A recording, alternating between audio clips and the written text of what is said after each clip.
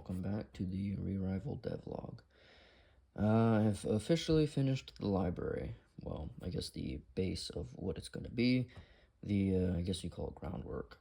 As I left off before, I said I was going to finish the third part, and I have finished it. I'll go through the steps of basically what it is and what I've done. I'm trying to think, what else do I need to note? I guess I'll just go through it. I don't think there's anything else of note. So, as I left off before, there's going to be the riddles that you'll have to solve, and then once this puzzle's figured out, you'll proceed past the gate to the elevator, or I guess you'd call it lift of some sort. I'm not sure. I mean, all these details might change later on, but that's fine. So once this is completed, the player will traverse over to here onto the platform or bookcase or whatever it's going to be, and once they are on it, it will start to rise up, indicated by the wording and arrows. So once it's stuck, come on, goodness, one moment. Why is put it on like that? There we go. So once you're on there, it will start to rise, which will take you to the third part of the library. The third part of the library will be a, what would you call it? Not parkour. I don't know, just a level that you need to traverse. I guess it's more of a, I don't know, it's just not, it's not coming to my mind right now. But basically, you are going to have to traverse all the way up through the library, across steel bridges and such, all the way to the very top. A more detailed what it's going to look like, because it's not going to be this tiny, it's going to be much closer. More detailed in terms of examples of what it's going to look like, or these are going to be kind of what the steel bridges are going to be like with the bookcases. You know, it's going to be way more detailed. This is just the rough draft of what is going to be, traversed on and, crossed. For instance, like these are the steel bridges, and then everything you see here, like this giant rectangle there, that's going to be a bookcase or shelf, whatever you want to call it. So from the riddle part, where you go on the second part and it brings you up to the third part, that is this part here. This is the platform that rises. All the arrows that are indicated here are platforms that just rise up once the player is on top of them. Obviously, if the player jumps off of them, they will just lower back down again. Man. Alright, so once the player finishes the riddles, they'll be brought up here where there will be an intro for the wizard in the background, which will just be more of a visual thing. So once they're up here, they'll traverse across the bridge here. They'll take a bookshelf here to another bookshelf. They'll take them up immediately. I don't know if these will be individual bookcases that are just jutted upward towards you can just jump on them. I think they could just be floating books. It's just whatever looks better, I guess, in the end. I mean, their purpose is just to be platforms, to be jumped on and get you to a different area. So when this book rises, you'll just traverse up to here, across the platform here, onto this book case right here, and it'll rise up, allowing you to traverse over here, all the way up here and across the bridge.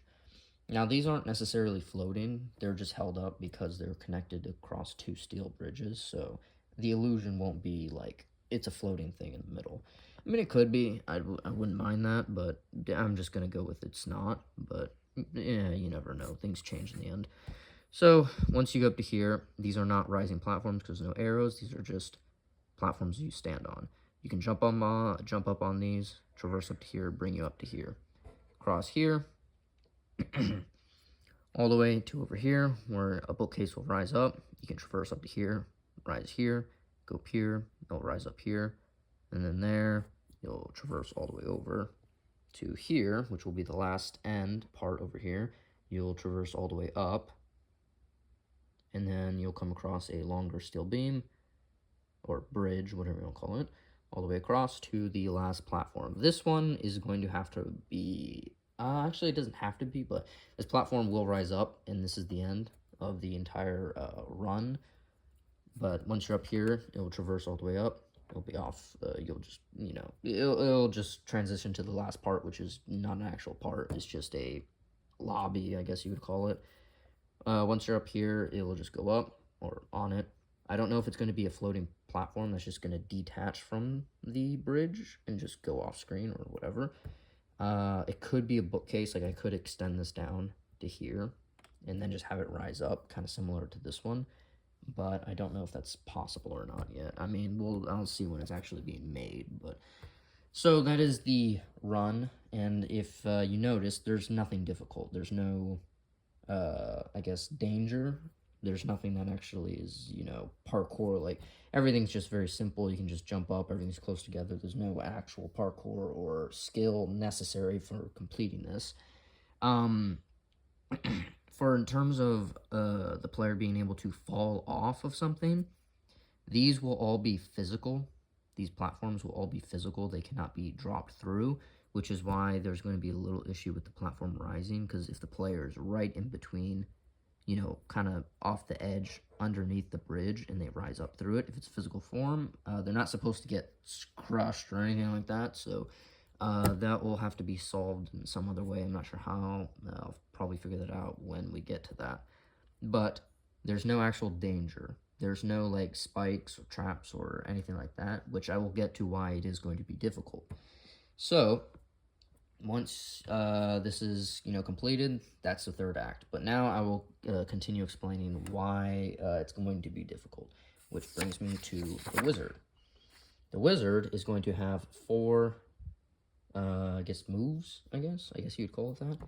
There's going to be 4 different, I guess, combination. No, yes, 8 combinations. I don't know. I just gotta figure it out. So basically, there's going to be the attacks, and there's going to be the setups or combinations, or environmental attacks, whatever you want to call it. So basically, the wizard is going to set a environmental or a combination attack first, as soon as you get to the third part, when you're rising up. Which I'll explain that once we get there, but let me explain each of these individually. This is a very simple ice platform. All platform surfaces will become ice when this is cast, which means they'll be slippery, the character will slide. This will not give momentum boosts because there's no slopes. There won't be anything like a speed increase or anything like that. It will just cause the player to, when they run and they try and stop, they'll just keep sliding for a little bit. This won't cause any momentum gain or anything like that. They just will have a harder time controlling going back and forth. Obviously, if they jump, they can kill the momentum of the effect. So it's, makes it a little more difficult traversing.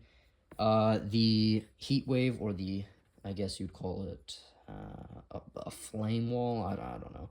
Firewall, maybe. I don't know. So this is a simple AoE to where whatever area the player is going to be on, a giant, I guess this is an example, like let's say the player's in the center here, right?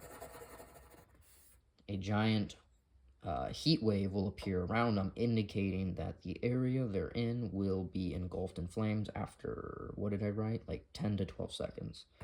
So they need to leave that area immediately. Now, obviously, the flames won't just be on a platform. It will go through the platform and all the way, infinitely up and infinitely down. It's like a laser, I guess you'd call it. And this will cause a player to move off the platform or get out of the way, because they don't want to be in it when it goes off. And obviously, there'll be build-up telling you when it's going to happen. I mean, you could just memorize it too. It's not difficult. None of these are difficult. So these are the environmental ones. Now I'll just get to the books and the attacks. This is the second kind of part, the attacks, where there will be a spell by the wizard. He'll cast a spell to where it will form like a flock of books, flying books, technically kind of like when the birds all fly off, and there's a huge swarm of them. It'll be kind of similar to that, and they'll start to come down sideways and an angle here down onto the player, where the player will have to traverse in between them. Now, the player won't have their swords, so they won't actually be able to deflect them, but if they did, they would be able to, but I'm just going to go with that they can't, so they'll just have to bob and weave between the books coming down, which shouldn't be difficult. It's not going to be this tight to where it's like a barrage that's almost impossible. It's going to be lighter. The second attack will be a lightning storm, or whatever you want to call it. Attack where a static, I wouldn't say laser, like a static line will appear on the player, wherever the player is located. And you'll see a little like sparks and static appear in a straight down line. All the player has to do is move out of that line, and after 3 to 4 seconds, a lightning bolt will just strike the same exact area like immediately.